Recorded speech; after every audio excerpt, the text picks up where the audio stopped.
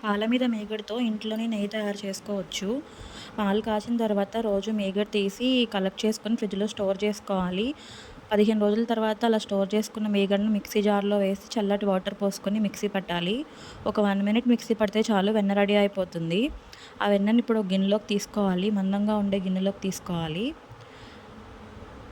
ఇప్పుడు ఆ వెన్నంతా 1, 2 సార్లు కడుక్కోవాలి చల్లటి నీళ్ళు పోసి. ఏదైనా పుల్లటి స్మెల్ ఉంటే పోతుంది. స్టవ్ మీద పెట్టి మంచిగా మరగనివ్వాలి. హైలో పెట్టకూడదు, సిమ్‌లో పెట్టి మరగనివ్వాలి.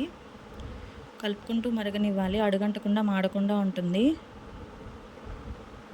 ఇప్పుడు దీంట్లో స్మెల్ కోసం తమలపాకు గానీ, కరివేపాకు గానీ, మెంతులు గానీ వేయొచ్చు. నేను మెంతులు వేశాను.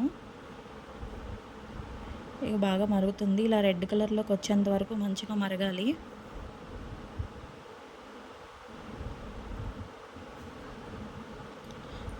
నెయ్యి బాగా మరిగిపోయింది. ఇప్పుడు ఒక క్యాన్‌లోకి తీసుకుంటే నెయ్యి రెడీ అయిపోతుంది. చల్లారిన తర్వాత ఒక క్యాన్‌లోకి తీసుకోవాలి. 15 రోజులకి నాకు ఒక క్యాన్ నిండా వచ్చింది. ఒక హాఫ్ కిలో నెయ్యొచ్చింది.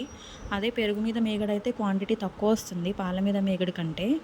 ఎందుకంటే పాలు ఆల్రెడీ యూజ్ చేస్తాం కదా! మనం యూజ్ చేసి పెరుగు తోడు పెడతాం కాబట్టి క్వాంటిటీ తక్కువొస్తుంది.